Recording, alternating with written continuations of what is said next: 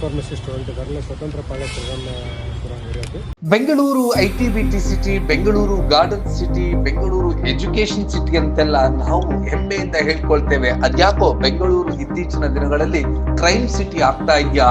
ಇಂದು ಹಾಡು ಹಗಲೇ ಫಾರ್ಮಸಿ ಮಾಡ್ತಾ ಇದ್ದಂತಹ ವಿದ್ಯಾರ್ಥಿನಿಯೋರ್ಗಳನ್ನ ಮನಸ್ಸೋ ಇಚ್ಚು ಇರಿದು ಕೊಲೆ ಮಾಡಿರ್ತಕ್ಕಂತಹ ಘಟನೆ ಬೆಂಗಳೂರಿನ ಹೃದಯ ಭಾಗವಾಗಿರುವಂತಹ ಶ್ರೀರಾಂಪುರದಲ್ಲಿ ನಡೆದಿದೆ.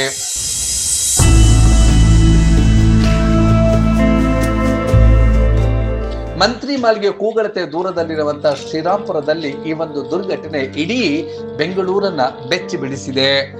ಕೊಲೆಯಾದಂತಹ ವಿದ್ಯಾರ್ಥಿನಿ ಯಾಮಿನಿ ಪ್ರಿಯಾ ಅಂತೇಳಿ ತಿಳಿದು ಬಂದಿದೆ. ಈ ವಿದ್ಯಾರ್ಥಿನಿ ನರಗುಂದದ ಕಾಲೇಜಿಗೆ ಇವತ್ತು ಬೆಳಗ್ಗೆ 7 ಗಂಟೆಗೆ ಮನೆಯಿಂದ ಹೊರಟಿದ್ದಳು. ಇವತ್ತು ಎಕ್ಸಾಮ್ ಇತ್ತು ಅಂತೇಳಿ ಬೆಳಗ್ಗೆ ಹೊರಟಿದ್ಲು.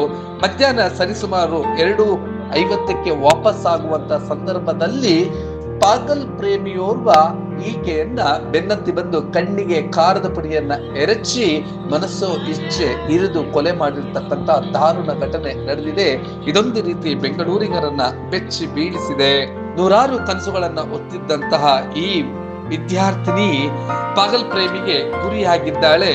ಈಕೆಯ ಮನೆಯ ಸಮೀಪವೇ ಇದ್ದಂತ ವಿಘ್ನೇಶ್ ಎಂಬಾತ ಈಕೆಯನ್ನ ಹಲವು ದಿನಗಳಿಂದ ಕಾಡ್ತಾ ಇದ್ದಂತೆ ಈಕೆ ನಾನಿನ್ನೂ ಓದ್ಬೇಕು, ನನಗೆ ನೂರಾರು ಕನಸುಗಳಿದೆ, ಜೀವನದಲ್ಲಿ ಒಂದು ಹಂತಕ್ಕೆ ಬರಬೇಕು ಅಂತೇಳಿ ಪರಿಯಾಗಿ ಈ ಹಿಂದೆ ಕೂಡ ಹೇಳಿದ್ರು ಕೂಡ ಕೇಳದ ಈ ಪಾಗಲ್ ಪ್ರೇಮಿ ಇವನೋರ್ವ ಮದ್ಯ ವ್ಯಸನಿ ಹಾಗೂ ಡ್ರಗ್ ಅಡಿಕ್ಟ್ ಅಂತೇಳಿ ಕೂಡ ಹೇಳಲಾಗ್ತಾ ಇದೆ.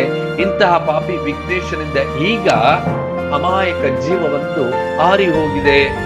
ಬೆಂಗಳೂರು ಯಾಕೆ ಇತ್ತೀಚಿನ ದಿನಗಳಲ್ಲಿ ಈ ರೀತಿ ಡ್ರಗ್ಸ್ ಗಳಿಗೆ ತಾಣವಾಗ್ತಾ ಇದೆ ಮತ್ತು ಇದನ್ನು ನಿಯಂತ್ರಿಸಬಹುದಾದಂತ ಎಲ್ಲ ಮಾರ್ಗಗಳಿದ್ರೆ ಪೊಲೀಸ್ನವರು ಎಲ್ಲೋ ಒಂದು ಕಡೆ ಈ ಡ್ರಗ್ ಮಾಫಿಯಾ ಮೇಲೆ ಹಿಡಿತವನ್ನ ಸಾಧಿಸೋದಕ್ಕೆ ಸಾಧ್ಯವಾಗ್ತಿಲ್ವಾ?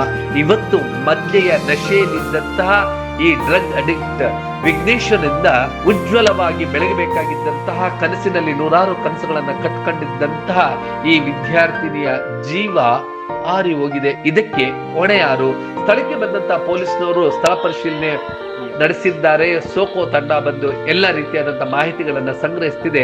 ವಿಘ್ನೇಶ್ವರಿಗೆ ಪೊಲೀಸ್ನವರು ಬಲೆ ಬೀಸಿದ್ದಾರೆ. ಯಾವುದೇ ಕ್ಷಣದಲ್ಲಿ ಅವನನ್ನ ಬಂಧಿಸಲಿದ್ದಾರೆ. ಆ ನಂತರವಷ್ಟೇ ಕೊಲೆಗೆ ನಿಖರವಾದಂತಹ ಕಾರಣ ತಿಳಿದು ಬರಲಿದೆ. ಯಾಮಿನಿ ಪ್ರಿಯಾ ಅಂತ ಹೇಳಿ ಸುಮಾರು 20 ವರ್ಷದ ವ್ಯಕ್ತಿ. ಇವರು ಫಾರ್ಮಸಿ ಸ್ಟೂಡೆಂಟ್ ಇದಾರಲ್ಲ ಸ್ವತಂತ್ರ ಪಾಳ್ಯ ಶ್ರೀರಾಮಪುರ ಏರಿಯಾದು. ಡೆಡ್ ಬಾಡಿ ಸಿಕ್ಕಿರೋ ಬಗ್ಗೆ ಮಾಹಿತಿ ಬಂದು ಸ್ಥಳಕ್ಕೆ ನಮ್ಮ ಅಧಿಕಾರಿಗಳು ಬಂದಿದ್ದಾರೆ. ವೆರಿಫೈ ಮಾಡ್ತಾ ಇದ್ದಾರೆ ಏನಾಗಿದೆ ಅಂತ. ಮುಂದಿನ ಪ್ರಕರಣ ದಾಖಲಿಸಿಕೊಂಡು ಮುಂದಿನ ಕ್ರಮ. ಮೇಲ್ನೋಟಕ್ಕೆ ಏನಾಗಿದೆ ಸರ್? ಕತ್ತು ಕುಯ್ದಿದೆ ಅನ್ನೋದ್ರ ಬಗ್ಗೆ ಮಾಹಿತಿ ಇದೆ. ಜೊತೆಗೆ ಯಾರು ಬೈಕಲ್ಲೂ ಬಂದಿದ್ರಂತೆ ಅಂತ ಮಾಹಿತಿ. ಮೇಲ್ನೋಟಕ್ಕೆ ಇಂಜುರೀಸ್ ಇದೆ, ಬಾಡಿ ಮೇಲೆ ನೆಕ್ ಹತ್ರ ಮುಖದ ಮೇಲೆ ಇಂಜುರೀಸ್ ಇದೆ. ಸೊ ಅದು ಯಾರು ಮಾಡಿದ್ರು ಏನು ಅನ್ನೋದನ್ನು ವೆರಿಫೈ ಮಾಡ್ತಾ ಇದ್ವಿ. ಸದ್ಯದಲ್ಲ ಅದನ್ನು ತಗೊಂಡು ಇಷ್ಟೊತ್ತಿಗೆ ಇನ್ಸಿಡೆಂಟ್ ಆಗಿತ್ತು. ಆ ಎಲ್ಲಿ ಓದ್ತಾ ಇತ್ತು ಏನಾದ್ರು ಫಾರ್ಮಸಿ ಸ್ಟೂಡೆಂಟ್ ಬನಶಂಕರಿ ಒಂದು ನರಗುಂದ ಕಾಲೇಜ್ ಅಂತ ಫಾರ್ಮಸಿ ಸ್ಟೂಡೆಂಟ್ ಆಗಿದ್ದರು. ಈಗ ಮಧ್ಯಾಹ್ನ ಇನ್ಸಿಡೆಂಟ್ ಆಗಿರೋ ಬಗ್ಗೆ ಮಾಹಿತಿ ಇದೆ. ಖಚಿತವಾಗಿ ಕನ್ಫರ್ಮ್ ಮಾಡ್ಕೊಳ್ತೀವಿ. ಜಸ್ಟ್ ನಮಗೂ ಕೂಡ ಇನ್ಫಾರ್ಮೇಷನ್ ಇದೆ. ಡೀಟೇಲ್ ಮಾಹಿತಿ ತಿಳ್ಕೊಂಡು ಮಾತಾಡ್ತೀವಿ. ಕುಟುಂಬಸ್ಥರು ಏನಾದರೂ ಆರೋಪ ಮಾಡಿದ್ರೆ ಏನಾಗಿರ್ಬಹುದು ಅಂತ ಎಲ್ಲ ಡೀಟೇಲ್ಸ್ ತಗೋತಾ ಇದ್ದೀವಿ. ನೇಟಿವ್ ಎಲ್ಲ ಎಲ್ಲಿ ಸರ್ ಇವರು ಸತ್ತವ್ರದ್ದು? ಇಲ್ಲ, ಸ್ವತಂತ್ರ ಪಾಳ್ಯ ಶ್ರೀರಾಂಪುರ ಇದೆ. ಎಲ್ಲ ಮಾಹಿತಿ ಡೀಟೇಲ್ ಆಗಿ ತಗೊಂಡು ಮತ್ತೆ ತಮಗೆ ಅವಿಚಾರಕ್ಕೆ ಇರ್ಬೋದಾ? ಎಲ್ಲ ವಿಷಯ ತಿಳ್ಕೊಂಡು ಮತ್ತೆ ತಮಗೆ